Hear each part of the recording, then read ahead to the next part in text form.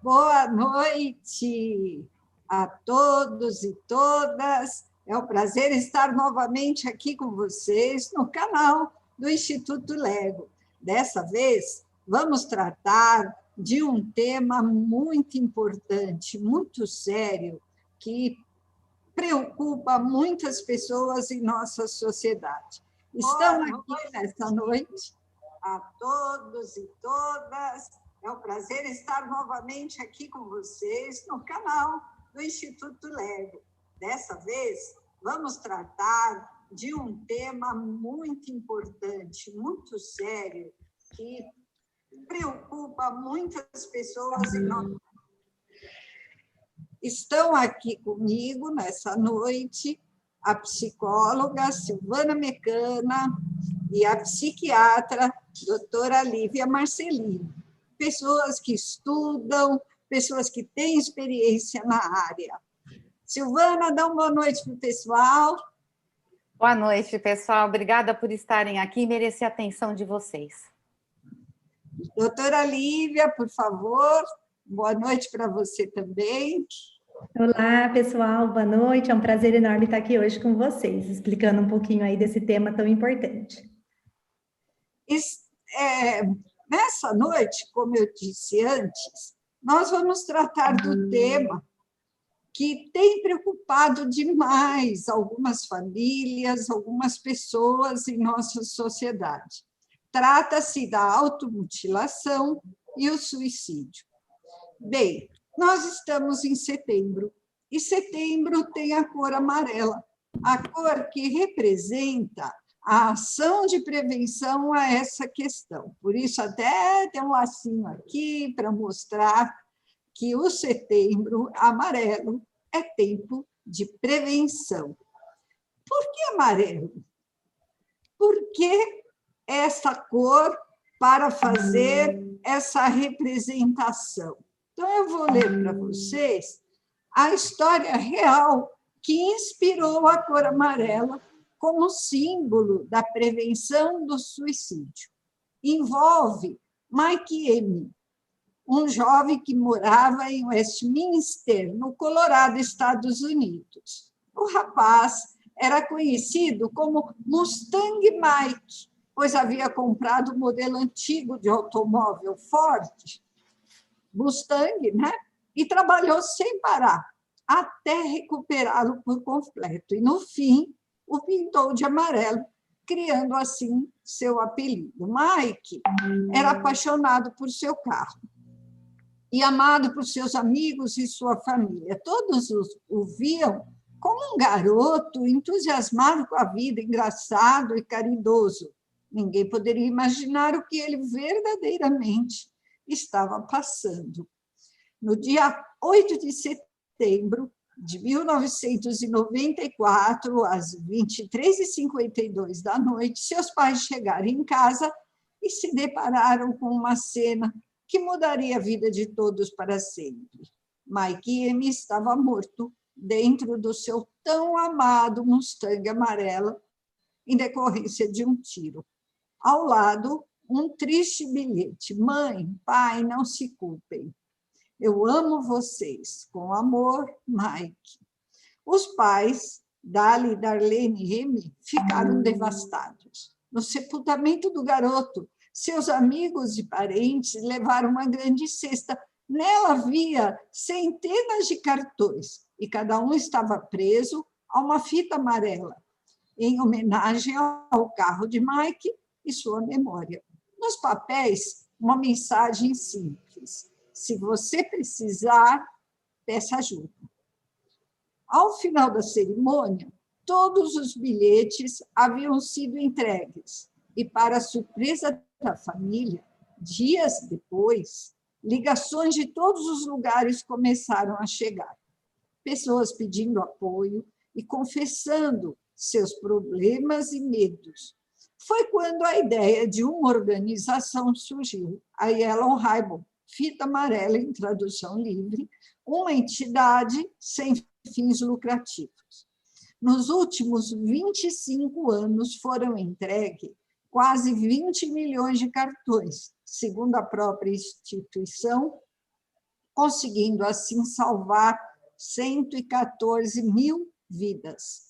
O movimento, que começou tragicamente com a perda de um jovem promissor, hoje faz a diferença no mundo e busca mostrar que toda vida vale a pena. Sendo assim, e dando início, então, a esta exposição, a essa conversa, esse diálogo, eu quero passar a palavra à Silvana. A Silvana é psicóloga, ela atende em consultório aqui em Alphaville, onde está também situado o Instituto Lego. Ela atende há muitos anos nesse consultório e ela também é coordenadora pedagógica em uma escola no ensino médio. Também, então, tem esse contato muito próximo com os jovens. Mas para falar da trajetória de vida, da experiência profissional, nada melhor do que, então, eu passar a palavra para a própria Silvana. Vamos lá? Obrigada, Antônia. Bom, estamos entre amigos, né? Quem Sim. está nos ouvindo também são os nossos amigos. E, como a Antônia falou, eu sou psicóloga, eu moro em Alphaville desde 1992 e atuo na área da educação e na área clínica há 34 anos. E tenho, sim, uma larga experiência e convivência também com os adolescentes. O tema que nos traz aqui essa noite, o suicídio e a automutilação, é um tema pesado, que machuca muita gente, muitas famílias, muitas pessoas, mas é de extrema importância. Então, eu, Antônia e Lívia, estamos abertamente quebrando tabus, falando sobre isso essa noite, para tentar ajudar cada um de vocês. Em ação desde 2014, a gente escuta muito falar Setembro Amarelo, Outubro Rosa. O que é essa coisa de, né, rosa, amarelo, enfim, é uma campanha, né, pessoal? A campanha do Setembro Amarelo é uma campanha pela vida, ela foi criada pelo Conselho Federal de Medicina e pela Associação Brasileira de Psiquiatria, e juntamente, né, anda de mãos dadas com esta campanha o site do CVV, Centro de Valorização da Vida, onde até neste site eles colocam que a representação da cor amarela está associada à vida, à luz, ao sol, simbolizando dessa forma e refletindo desta forma a proposta da campanha, que é de preservar a vida. Inclusive, falando em CVV, cada um de vocês que quer conversar em sigilo e precisa de atendimento gratuito, o CVV atende pelo telefone 188. Há outros contatos como e-mail e SAT, mas esse está 24 horas por dia. Para quem precisar pedir ajuda, para quem se sentir sozinho e precisar conversar com alguém. Bom, gente, vamos falar um pouco agora diretamente sobre o suicídio, né? O suicídio, a palavra suicídio, gente, tem origem no latim. Eu acho importante isso porque dá mais significado àquilo que a gente fala. Sui, si mesmo, e caederes, ação de matar. Então, neste sentido, o suicídio aponta para a necessidade de buscar a morte, tá? De uma pessoa buscar a morte, como um refúgio para um sofrimento que se tornou insuportável para este indivíduo. Trata-se de uma ação voluntária e intencional. O comportamento suicida, ele é definido como suicídio consumado ou tentativa de suicídio. Tem aí alguns fatores de risco, como perturbações mentais ou psicológicas. Pode estar incluso depressão, alguns transtornos afetivos, como transtorno bipolar ou esquizofrenia, ou abuso de álcool e outras drogas. Bom, é claro que o abuso de álcool e outras drogas potencializa esta ação. Agora, gente, tem também alguns outros suicídios que resultam de atos impulsivos, né? Devido a uma série de estresse, dificuldades econômicas, problemas de relacionamento ou bullying. O que é importante ressaltar? Que as pessoas com antecedentes de tentativas de suicídio, elas estão em maior risco de vir a realizar novas tentativas. Nós também, na nossa área, nós costumamos classificar a diferença de pensamentos de morte e ideação suicida. O pensamento de morte, ele é mais comum. É quando a pessoa pensa assim, eu poderia morrer. Eu não vou fazer falta para ninguém. Ninguém vai sentir minha falta. Vocês podem viver sem mim. A vida não tem sentido. Eu gostaria de morrer, não ia fazer diferença alguma. Isso são pensamentos de morte. Agora vejam bem. Quando a pessoa planeja uma forma de se matar, quando ela pensa em como ela vai se matar, aí é mais grave. Aí a gente fala em ideação suicida. A gente fala em ideação suicida, quando pensa ou planeja o suicídio. É claro que existem várias formas de se suicidar, não é nossa intenção aqui ficar dando ideias de como se matar, pelo contrário, a nossa ideia é um caráter preventivo, para que as pessoas lembrem que a vida vale ouro, tal qual a cor amarela.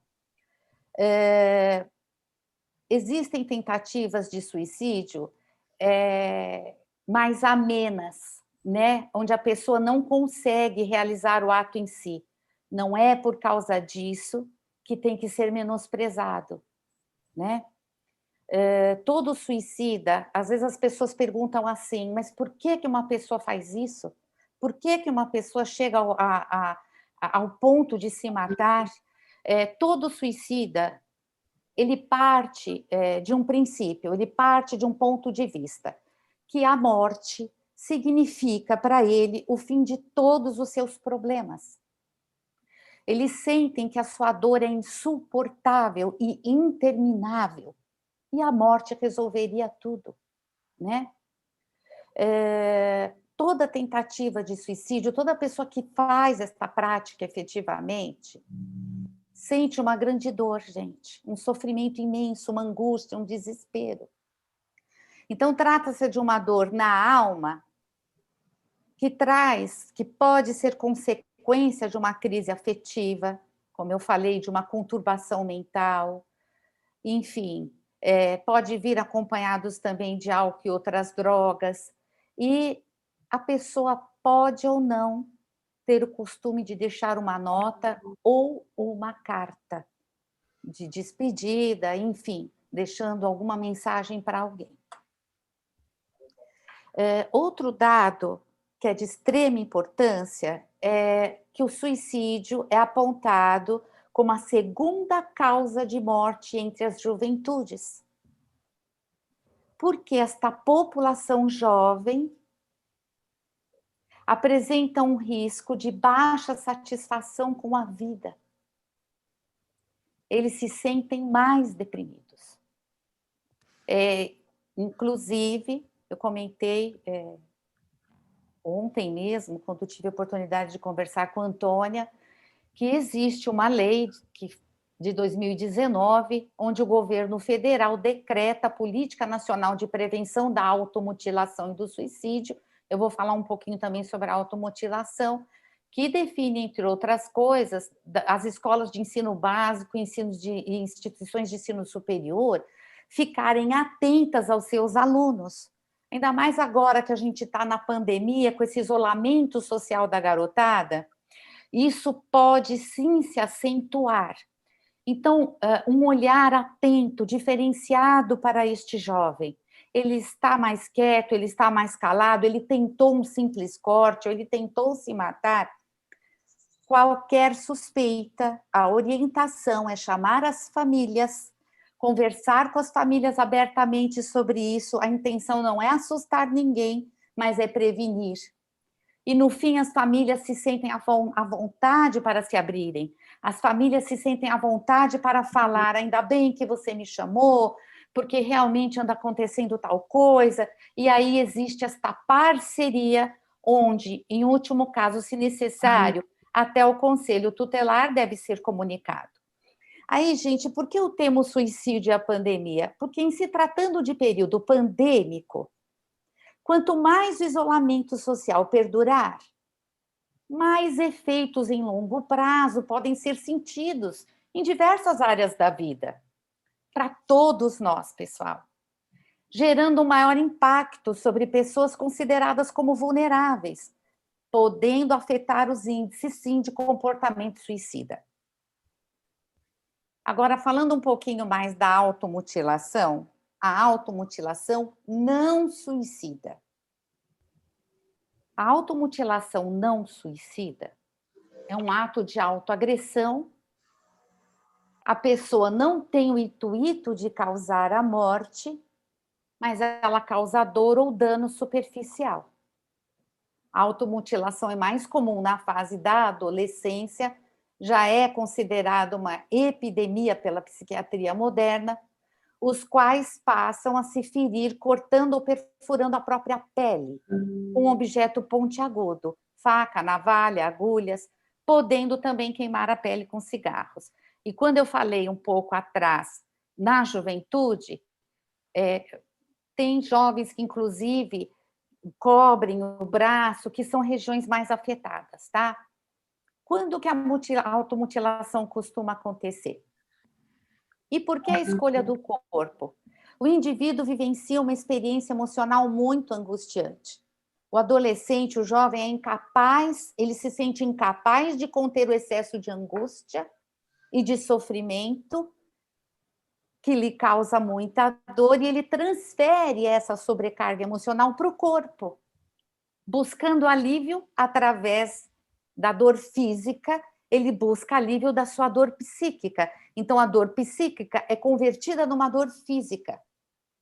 Apesar da falta, gente, da letalidade imediata, a automutilação não suicida não deve ser de maneira alguma menosprezada, pois a pessoa passa a gostar do alívio emocional que o corte provoca e vai progressivamente aumentando a frequência dos cortes, potencializando a gravidade e aumentando os riscos de provocar uma inflamação, uma amputação e até um risco de suicídio, ainda que não seja a intenção inicial do indivíduo. Eu vou passar um pouquinho agora a palavra para a doutora Lívia, que ela vai trazer outras informações para a gente. Doutora Lívia Marcelino, tem a palavra. Olá, boa noite, pessoal. Eu vou trazer um pouquinho para vocês dos indicadores dessa questão do suicídio, tá? Então, estima-se pela OMS que 800 mil pessoas no mundo cometam o suicídio. Isso dá um suicídio a cada 40 segundos e uma pessoa que tenta suicídio a cada 3 segundos, tá? O suicídio, ele alcançou já a segunda principal causa de morte entre jovens dos 15 aos 29 anos, então, tá? E esses dados aí, 79% desses suicídios, eles vão ocorrer nos países de baixa e média renda, tá? E a gente sabe que das pessoas que cometem o suicídio, mais de 96% dessas pessoas, elas têm um transtorno mental associado. Por isso eu vou falar aqui da importância da gente acolher, entender, encaminhar essas pessoas para um tratamento adequado, né? Porque é um desfecho que é prevenível, né? A gente consegue prevenir com um tratamento adequado. Na campanha do Setembro Amarelo, também lançou os dados que 1/4 dos jovens, 25% dos jovens de 18 a 24 anos, considerou suicídio nos últimos 30 dias. Olha como é alto, né? E a cada uma pessoa que a gente atende no pronto-socorro, né, eu trabalho em hospital psiquiátrico, a gente atende com muita frequência, tanto o pensamento de morte, como a Silvana falou, quanto a ideação suicida, ou até mesmo a tentativa, né? Cada uma pessoa que a gente atende no pronto-socorro, a gente estima que tem 3 tentativas que não chegaram, 5 pessoas planejando e 17 pessoas pensando. Tá? Então, é muito alto o índice aí das pessoas, né, que estão pensando nisso. Os principais fatores de riscos conhecidos para uma pessoa tentar o suicídio, né, o principal deles é a tentativa de suicídio prévia e a presença de transtorno mental não tratado, né, ou não adequadamente tratado.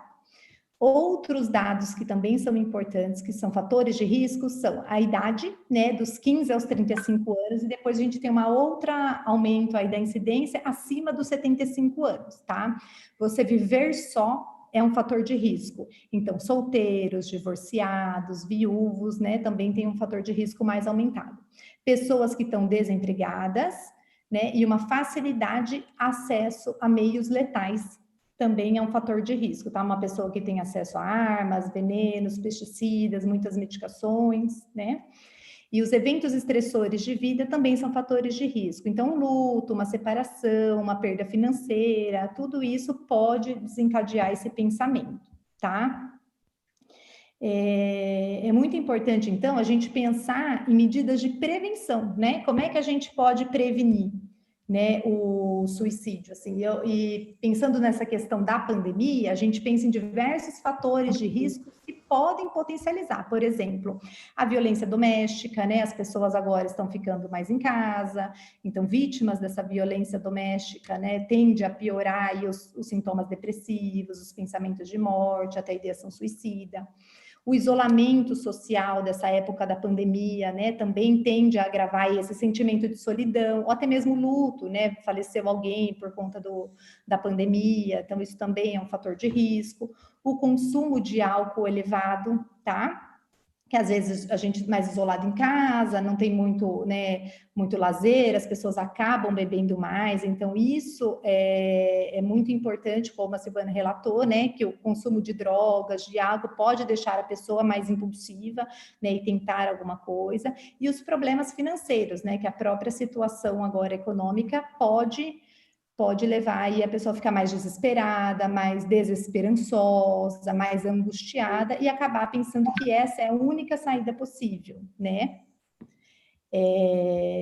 Agora eu vou chamar novamente a Silvana para ela falar um pouquinho dos sinais que a gente pode perceber nas pessoas e nos adolescentes para indicar que uma pessoa precisa de ajuda. Antes, vamos explicar, doutora Aline, de que lugar você está falando, que eu não te apresentei devidamente. Perdão. Da sua experiência de psiquiatra no Instituto Lego, na Santa Casa, no Juqueri. Fala para o pessoal onde está a sua atuação. Tá, então eu sou médica, né? Eu fiz a residência de psiquiatria pela Santa Casa. Atualmente eu trabalho ainda, né, na pós-graduação da Santa Casa, trabalho no Juqueri, no Hospital Psiquiátrico, né, do Juqueri, no plantão e no ambulatório. Trabalho também numa enfermaria de psiquiatria dentro do Hospital Geral de Itapevi e tenho consultório ali no Instituto Lego, aqui em Alphaville.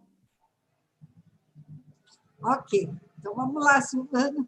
Vamos lá. Verdade. Bom, amigos, alguns dos sinais que indicam que uma pessoa precisa de ajuda, né? A gente não tem bola de cristal para estar adivinhando, né? Não está escrito na testa da pessoa, eu estou com depressão, eu quero me matar, enfim. Mas existem algumas pistas que a gente pode ficar atento e deve, tá? Ou com amigos, com parentes, familiares, enfim. Se você perceber que a pessoa está se isolando, que isso não era costume dela, ou ela deixou de fazer algo de que gostava, você também pode desconfiar e começar a estranhar. Se ela está se descuidando da própria aparência, isso pode indicar uma depressão, uma profunda tristeza, enfim. Também fique atento. Piora no desempenho na escola ou no trabalho, um aumento significativo de estresse, talvez. Alterações no sono e no apetite, tanto do adulto como no jovem, tá, pessoal? Isso aqui não tem idade. Isso aqui pode acontecer com qualquer pessoa. Temos que estar atentos para poder ajudar. Frases como: preferi estar morto, ou eu quero desaparecer, ninguém vai sentir minha falta. Desconfiem, fiquem atentos. Aí você fala: tá, Silvana, tudo bem, vou fazer o quê? Já percebi, estou desconfiada que uma amiga, um irmão, o meu filho, enfim, né? O que eu faço? Gente, A intenção aqui é ajudar e quebrar tabus. Converse com esta pessoa e alerte aos familiares.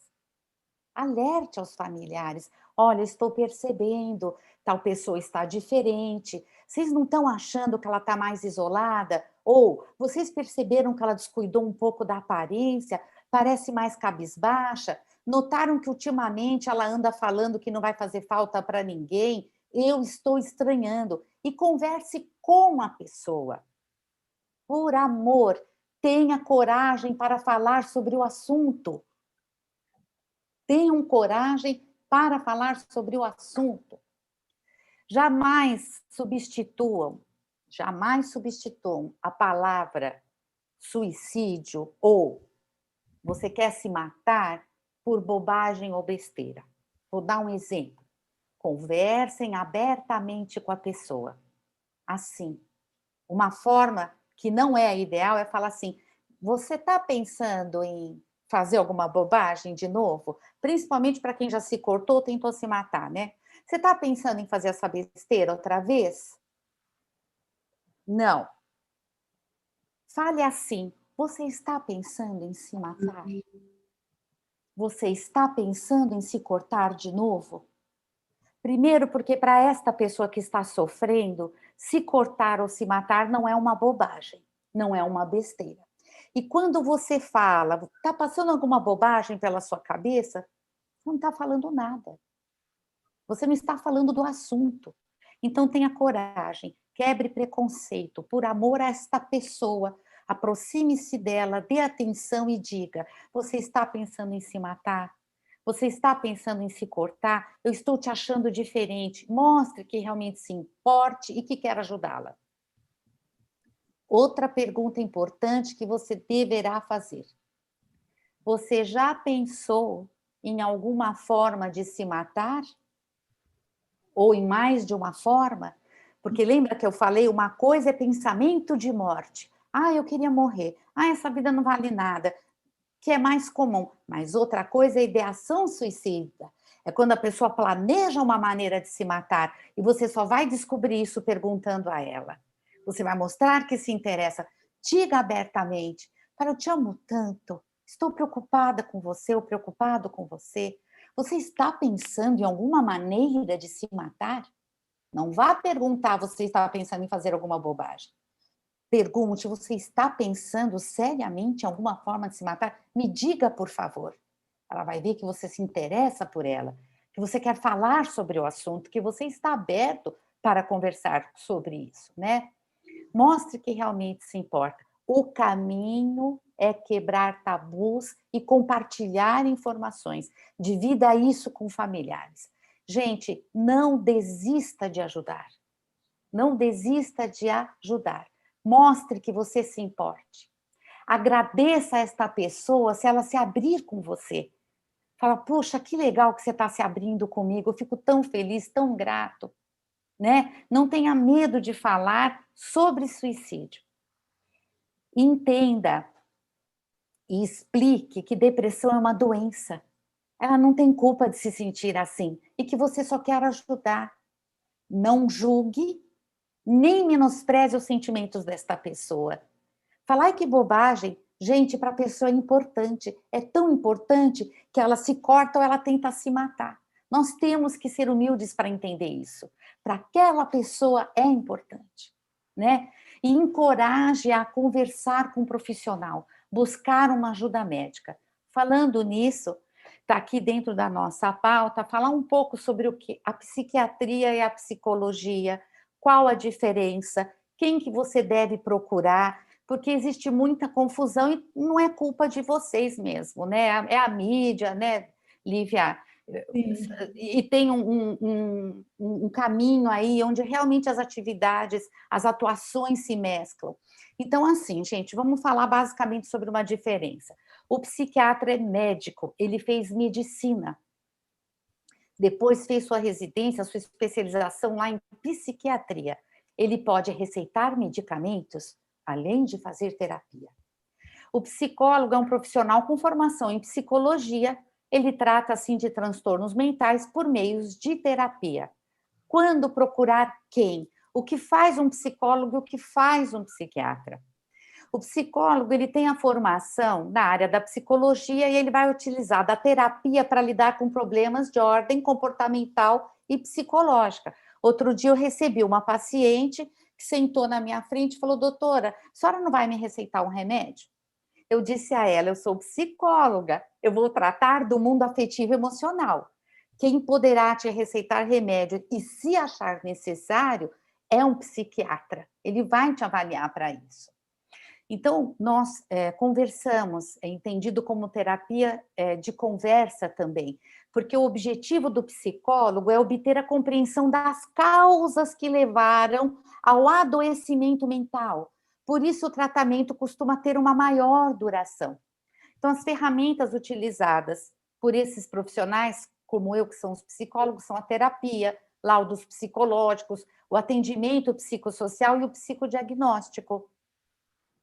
Você pode procurar um psicólogo a hora que você quiser, simplesmente para conversar, para falar sobre suas relações, se você está com problemas no trabalho, se você está enfrentando um luto, se você está com dificuldades no relacionamento, se você está com alguma crise no ciclo da sua vida, tanto na infância como na adolescência, como na fase adulta. Acho que ficou bem claro. Agora, o psiquiatra, né? Eles são profissionais, como eu falei, formados em medicina, posteriormente especializados em psiquiatria, como a doutora Lívia, temos a honra de estar com ela aqui hoje, e o seu trabalho tem como objetivo a redução dos sintomas e, com isso, a melhora da qualidade de vida do paciente a curto e médio prazo, com a intervenção medicamentosa. Diferentemente dos psicólogos, os psiquiatras são aptos a prescrever medicamentos. Suas principais ferramentas são a terapia, os laudos psiquiátricos, o atendimento e a prescrição de medicamentos. Quando que você deve procurar um psiquiatra? Quando o tratamento psiquiátrico ele é recomendado nas desordens mentais mais severas, como a esquizofrenia, transtornos de humor, como a bipolaridade, dependência química, transtorno obsessivo-compulsivo, depressão. E, às vezes, muitas vezes, até o psicólogo te encaminha. O psicólogo pode levantar uma hipótese diagnóstica, não é? E te encaminhar ao psiquiatra, e vice-versa. Às vezes o psiquiatra também te diagnostica e consulta uma terapia, como a doutora Lívia também faz terapia, além de ser médica psiquiatra. A psicoterapia ela é um termo usado para designar qualquer tratamento com métodos e propósitos psicológicos, né?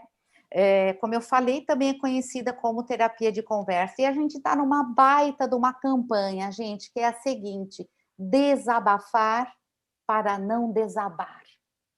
Desabafar para não desabar. Todos nós precisamos, tá? Eu devolvo a palavra aí à doutora Lívia, que vai complementar um pouquinho agora a parte da psiquiatria, o uso da medicação, a importância e outros comentários a mais. Um pouquinho só, Lívia, eu quero fazer um comentário que eu estou achando excepcional.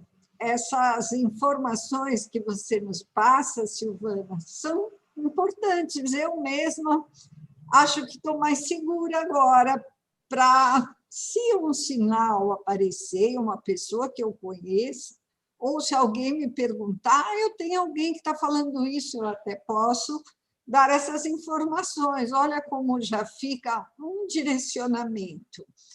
E eu acho que a gente pode até agradecer quando os sinais aparecem, não é, Silvana? Porque, como diz a Roseli aqui no nosso chat, às vezes tem casos em que nenhuma pista é construída, né? Parece até comum que, como eu li, fiz a leitura, né, do rapaz que tinha o carro amarelo, não havia nenhuma pista. Simplesmente ele era uma pessoa que tinha uma vivência familiar e social tranquila. Mas a Priscila Teixeira está comentando que o ato de olhar para o outro auxilia muito nesses casos, pois muitas pessoas que estão passando por isso não conseguem se abrir, pedir ajuda. E quando alguém chega para ela e fala: você está pensando nisso? Você tem esse tipo de ideia? quem sabe ela vai articulando o pensamento dela, e vai ficando mais claro para ela que ela precisa de ajuda.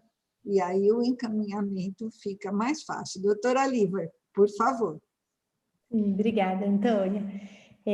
Então, como eu tinha comentado com vocês, né, da importância do tratamento psiquiátrico, né, e a psicoterapia para prevenir o suicídio. Por quê? Tem alguns estudos aí que demonstram, né, como eu tinha falado, mais de 96% das tentativas de suicídio, as pessoas tinham um transtorno mental diagnosticado, do qual elas não faziam tratamento adequado ou não faziam nenhum tratamento, tá? Então, por isso que é importante, como a Antônia falou, o pessoal participando aí, né, também comentando assim, da gente olhar para o outro, a gente conversar com o outro. Só assim a gente vai saber o que a outra pessoa está passando, né? Então, se a gente não dá essa abertura, a gente não conversa, não repara nas próprias pessoas que a gente mora junto, né, para observar a mudança de comportamento, observar autocuidado, desempenho escolar, no trabalho, né, fica difícil mesmo da gente ajudar. Então, por isso que a gente tem que ter esses laços aí com a família, com os amigos muito estreitos para a gente conseguir ajudar essas pessoas, né? Eu, como psiquiatra, né, vou falar um pouquinho também da importância do tratamento medicamentoso, né, da gente procurar a ajuda, né, então muitos dos pacientes vêm já encaminhados de psicólogos, né, muitos vêm primeiramente procurar a ajuda do psiquiatra, né, e a gente faz esse trabalho aí em paralelo, né.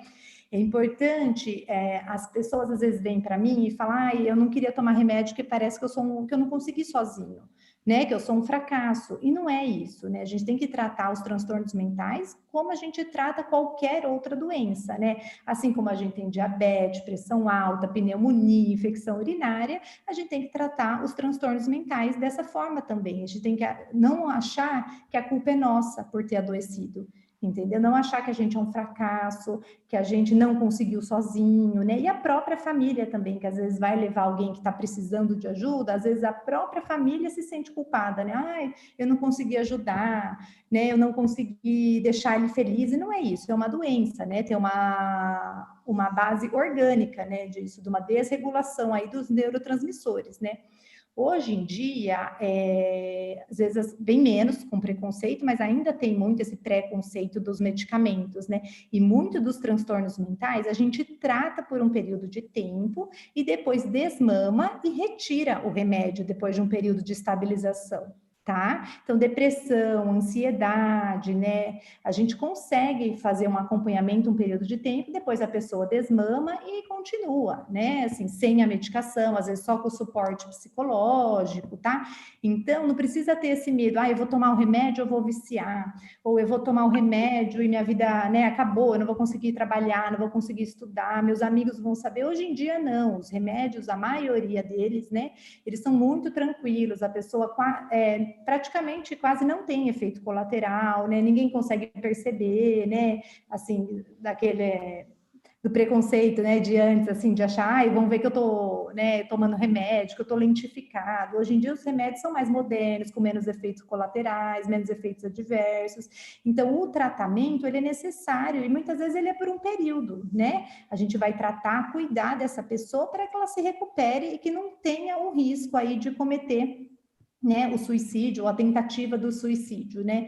É importante, então, isso eu friso, né, a gente acompanhar com um especialista adequado, né, e a gente não tirar o remédio por conta própria. Isso também é comum, a gente vê no hospital, a pessoa relata, eu fui diagnosticada com depressão, tomei remédio 1, 2 meses, melhorei, tirei o remédio, e agora voltou pior, eu tô mais angustiada, mais aflita. Então, é importante, assim, converse com o seu médico, né, a gente está aqui para ajudar, né, a gente quer ajudar e devolver a funcionalidade dos pacientes. Então, conversa, né? Quanto tempo eu vou tomar esse remédio? Quanto tempo eu preciso tomar? Já estou me sentindo bem, eu posso tirar? Conversa, gente, né? Que aí você não faça as coisas por conta própria e não se expõe num risco novamente. Ok? Sabe o que eu quero falar para vocês? No dia 14 de setembro, nós tivemos um evento aqui no canal do Instituto Lego sobre mutilação. Foi o debate do filme organizado pela professora doutora Roseli Jimenez com o professor Alexandre Barretti e com a professora Lúcia Quiringuelo. eles fizeram um debate sobre o filme Cisne Negro, onde a personagem principal ela se mutila, né? Então, o debate trouxe à luz muitas informações, questionamentos, reflexões. Depois, várias pessoas, depois do dia 14, continuaram assistindo ao filme e deu um retorno bem positivo. Então, essa questão da automutilação, ela está crescente, né, em nossa sociedade. Doutora Lívia, você pode falar um pouquinho mais desse tema?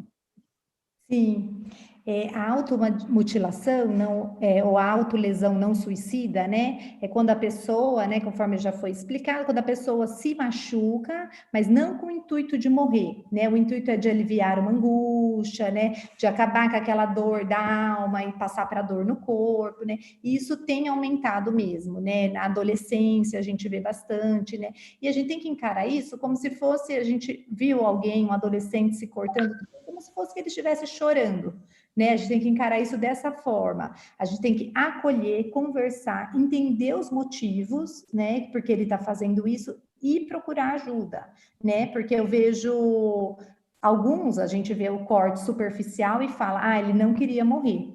Mas ou alguns realmente queriam morrer com esse corte superficial, que eles não sabiam, né, da forma, né, que poderia ser mais letal, enfim. Então, sempre, nunca essa queixa pode ser menosprezada, né? Quando a gente vê um adolescente, vê isso acontecendo, é muito importante a gente procurar ajuda para entender as razões, acolher a pessoa, né, e para ela lidar com essa angústia de uma forma mais saudável, né? Eu gostaria de fazer uma questão aqui agora para a Silvana, inclusive a Márcia Rosiello Senker, ela está colocando o seguinte: muitas vezes a família não percebe ou nega quando seu filho está nessa situação. Vocês acham que as escolas estão preparadas para abordarem isso com as famílias? Se por acaso houver algum indício que preocupe os professores, os coordenadores, pela sua experiência, Silvana, o que você diria para essa mãe? Aí tem mais do que uma questão, né, Antônia? Tem a Sim. questão da família não perceber, não é? Às vezes quem percebe realmente é a escola. E a outra questão envolvida nesse questionamento, essas escolas estão preparadas, não é? Olha, se alguma escola não estiver preparada, vai ter que se preparar, porque tem que estar apto a lidar com esse assunto, sem preconceitos, abertamente. O jovem é uma forma dele comunicar, né? Por que ele escolhe o corpo? Por que a pessoa autolesão não suicida opta pelo corpo? Porque o corpo, ele é subjetivo, mas ele fala. Então, quando você percebe que a pessoa cortou o braço, ou quando você nota que um adolescente em pleno sol de verão está com a manga aqui, ó, você pode pedir amorosa e firmemente para ele puxar a manga dele e falar, deixa eu ver, por que está calor e toda vez que eu converso com você, você está com a blusa puxada? Qual o problema de perguntar isso? É amor, você está preocupada, você ama o próximo, você ama aquele aluno. A pessoa puxa, ela fala, não, Silvana, sabe o que quer que eu me corto? Foi uma forma dela falar que ela está sofrendo. Então, quem não está preparado, gente, se prepare e peça ajuda, para poder ajudar, não é? Converse com quem já fez, com quem já falou, com quem já... E o fato da família não perceber, é para isso que nós estamos aqui, alertando quanto aos sinais, não é? A nossa intenção é a prevenção. Prevenção ao suicídio é salvar vidas. Temos que estar atento aos nossos familiares, sejam jovens, sejam adultos. Temos que observar uns aos outros. Aliás, o isolamento social acabou facilitando essa questão, né? Porque acabamos convivendo uns mais com os outros dentro de nossas casas, né? Eu não sei se eu respondi a pergunta, eu acho que sim, né, Antônia? Sim, com certeza. Essa sua colocação de que todos devem se preocupar, todos que convivem, né, com os jovens, os adolescentes, é essencial. Agora, para a Lívia, eu queria questionar o seguinte, doutora. será que aquela pessoa que fala que vai se matar, ela realmente comete o ato? Ou outra questão, será que aquele que fala, ele não vai cometer o ato? Ou muitas vezes pode acontecer de você perceber de uma outra maneira. Enfim, eu queria que você colocasse pela sua experiência que, às vezes, nós que não estamos muito dentro dessa área, desse assunto, a gente fica pensando, ele só falou, né? E depois pode ser que ele cometa o ato ou não, enfim. Qual é a sua colocação quanto a isso? Tá, isso é um grande mito, tá, Antônia? Né? Isso não é verdade. A gente tem esse mito aí de quem quer consegue, né? Ou quem fala não faz, né? Então, isso são dois grandes mitos que a gente tem que acabar em relação ao suicídio, né? A maioria das pessoas que cometem o suicídio, de fato, elas avisaram antes que não estavam bem, que estavam pensando sobre isso, e o fator de risco principal para você cometer o suicídio é ter uma tentativa de suicídio prévia. Né? Então, essa história de quem quer consegue, não, né? Muitas vezes a pessoa não conseguiu da primeira vez e, de repente, vem uma outra angústia, ou mesmo os mesmos sintomas continuam, ela tenta novamente e aí ela consegue. Tá? Então, isso são mitos que não podem ser levados adiante, né? Toda pessoa que falou que tem pensado em morrer, que acha que a vida não vale mais a pena, que está desesperançosa, ela merece atenção, merece ser acolhida, levada para um profissional da área, né? Para a gente conseguir ajudá-la. A Vitória Coelho, a pessoa que está aqui assistindo, e ela falou o seguinte: minha família não sabe abordar o assunto. Tem uma visão muito ignorante em relação aos psicólogos. Eu que tive que aceitar que não estou bem e procurar ajuda. É complicado, mas não impossível. É outro, não é, Silvana? Não é nem culpa da família. Infelizmente, ainda hoje tem pessoas que pensam que psicólogo é para loucos e que não adianta nada. Como eu falei, a terapia ela é a médio e longo prazo, né? É diferente da intervenção medicamentosa, que a curto prazo procura eliminar os sintomas, controlando o transtorno, né? Mas qual é o nome dela que falou com a gente agora? Vitória. A Vitória está de parabéns por ter reconhecido a necessidade de ajuda, porque não é só do outro para mim. Ela mostrou, através da atitude dela, que é de dentro para fora, ela mesma foi buscar, ela mesma percebeu. É uma via de mão dupla. A responsabilidade não pode ficar só no olhar do outro, não é? Que nem nós comentamos outro dia, eu e a doutora Lívia, a pessoa, o familiar, aquele que tentou ajudar e não conseguiu evitar que chegasse, infelizmente, ao ato do suicídio em si, também não tem que se sentir culpado. Mas nós estamos orientando, nós estamos alertando, nós estamos dando todos os sinais para evitar que isso aconteça, né? Para a gente conseguir salvar as vidas, essa é a nossa intenção, né? Mas psicólogo não é para louco, não. Psicólogo é para bater... E nem... Para todos nós. É para todos nós que precisamos conversar um pouquinho, né? Sim. Doutora Lívia, a questão do medicamento, eu mesma tenho uma experiência que eu escuto as pessoas falando: não, medicamento faz mal, medicamento engorda, medicamento faz a pessoa ficar viciada, nunca mais ela vai poder viver sem o medicamento. É assim? Não é, Antônia, né? Então, assim, claro que tem várias classes de medicamentos, né, psicotrópicos disponíveis, né? Então, mas atualmente, assim, os tratamentos para depressão, para ansiedade, né? Muitas vezes se usam de medicamentos, né? Hoje em dia eles são muito modernos, eles não alteram o peso, não alteram o apetite, não dão sono e eles não viciam, né? Eles não causam aquela tolerância, a gente tem que tomar sempre uma dose maior para ele fazer efeito, ou de eu nunca mais conseguir tirar, tá? Os medicamentos hoje em dia não são mais assim. Tá? Então, se a pessoa foi orientada por um médico que ela precisa fazer o tratamento devidamente explicada, o ideal é que ela faça isso, né? Ela aceite esse tratamento, assim como a gente faz os tratamentos das outras condições quando a gente tem. Outras doenças. Exatamente. A gente faz e é retirado esse remédio no tempo adequado, depois, né?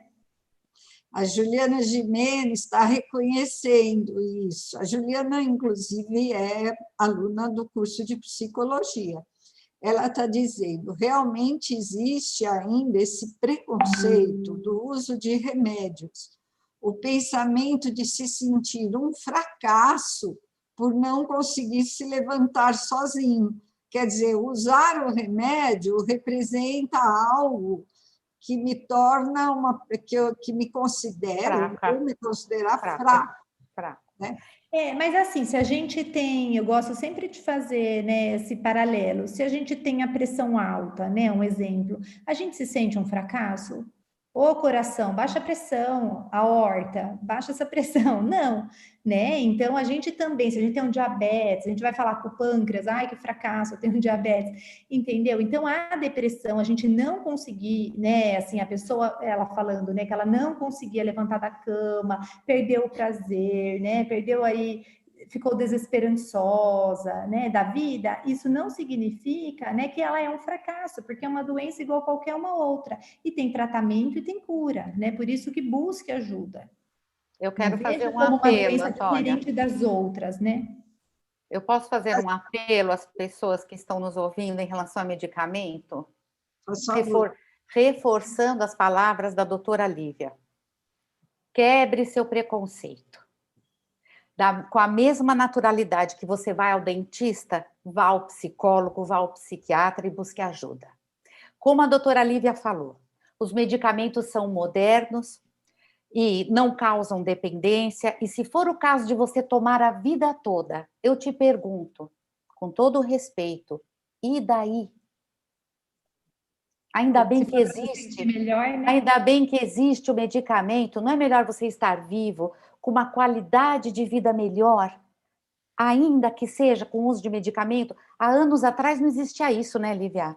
Não existiam esses medicamentos que a psiquiatria moderna hoje utiliza. Sim, e tem doenças, né, transtornos mentais, que realmente a gente acaba usando a medicação o resto da vida, porque a chance da pessoa ter uma nova crise, um novo episódio é muito alta.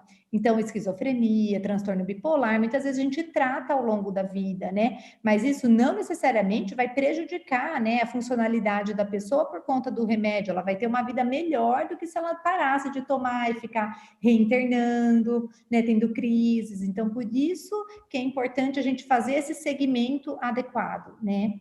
Eu não comentei, mas eu queria falar um pouquinho sobre quando a internação é necessária nesses casos, né? Quando tem um pensamento de morte, assim como a Silvana falou, a gente avalia, né? Claro, com uma avaliação, né, médica, uma avaliação psicológica, com todo o suporte familiar, e talvez se inicie um tratamento no esquema ambulatorial, em casa. Agora, quando a pessoa já tem uma ideação suicida, um planejamento, muitas vezes é necessário a hospitalização para tirar ela do risco de se machucar. Né? Então, muitas vezes a gente hospitaliza essa pessoa, começa uma terapia, faz uma psicoeducação com ela, uma orientação familiar, vê toda essa rede de apoio que ela pode ter quando sair, a gente dá uma alta mais segura. A gente já falou um pouquinho da automutilação, mas a professora Roseli Gimenez está colocando uma questão. A frequente automutilação pode levar ao suicídio? Ou são transtornos diferentes? Quem se automutila não se mata? A professora Lívia quer responder? Não, pode levar sim. ela até a autolesão, ela não é um diagnóstico ainda, né, assim, separado por si só, mas a gente, nos manuais aí de psiquiatria, o DSM, o diagnóstico já é um campo aí para estudo, né, talvez no próximo seja um diagnóstico, mas a autolesão não suicida, ela é um fator de risco para tentativa de suicídio. Tá? Então, se a pessoa se corta, ela pode sim cometer suicídio. Porque uma pessoa que está se cortando, ela não está bem, né? Ela não está se sentindo bem, ela está muito angustiada, muito triste. Talvez o corte, muitas vezes a gente vê que é até para tentar evitar o pensamento suicida. Eu me corto para não morrer, sabe? Eu me corto, aquela angústia me alivia e eu fico melhor, e aí eu não vou tentar um suicídio. Então, é um fator de risco importante para suicídio, a autolesão.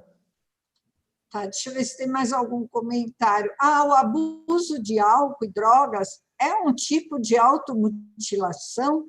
Pergunta a Carolina Zuffo. A gente não considera, assim, eu acho que a gente pode até pensar, né, que a pessoa está se destruindo, está se intoxicando, está se machucando de uma forma, mas não entra aí, pelo menos não na psiquiatria, assim como uma automutilação, tá? O uso nocivo aí de substâncias ou até mesmo a dependência. A gente sabe que é um fator de risco e normalmente as pessoas que tentam, muitas vezes é comum elas estarem em vigência de intoxicação por alguma substância, que aí a substância química deixa ela mais impulsiva, né, menos tolerante, e aí ela acaba tentando. Exatamente, faço das palavras da Lívia as minhas. A autolesão não suicida, ela é diretamente voltada ao corpo. O álcool e outras drogas potencializam qualquer impulso ou ato em si de se cortar mais profundamente, estando alcoolizado, mal sente. Depois que passa o efeito do álcool, vai ver o estrago que fez no corpo, mas é isso que a doutora Lívia falou. O álcool não caracteriza uma auto... Bem, eu queria uma palavrinha final de cada uma das duas para a gente encerrar.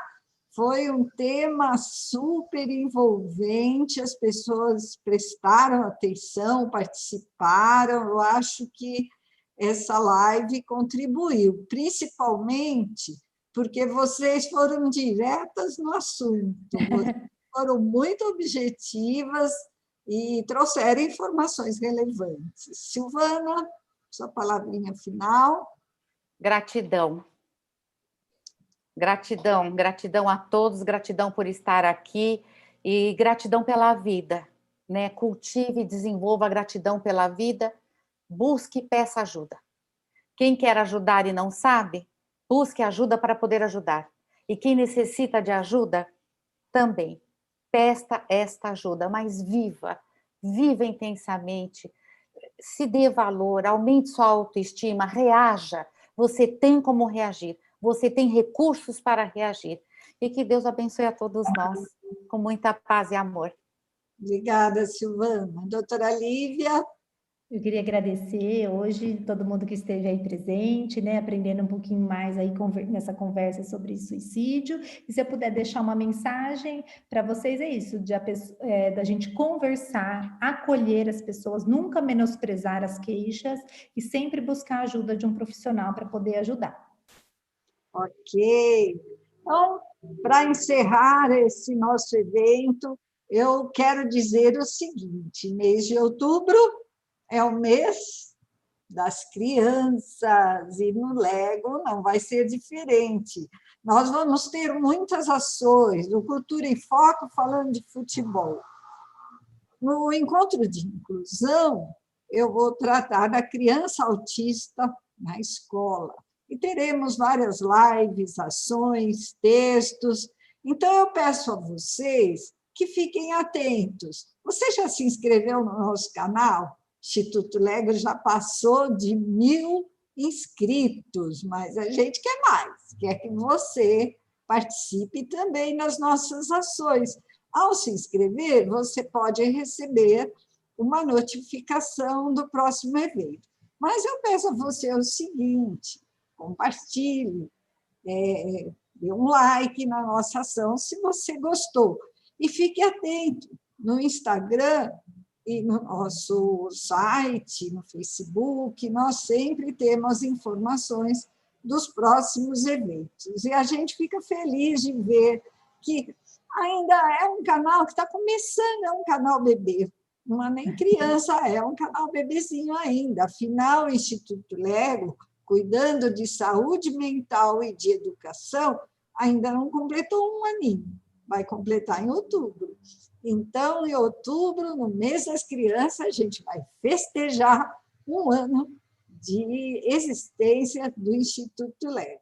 Eu quero agradecer a Silvana e a Lívia, mais uma vez, por estarem aqui e generosamente nos oferecer tantas informações que coletaram de sua experiência de longo tempo nesse tema. Até mais, então. Boa noite a todos. Fiquem atentos ao Instituto Lego. Estaremos aqui. Boa noite. Boa noite.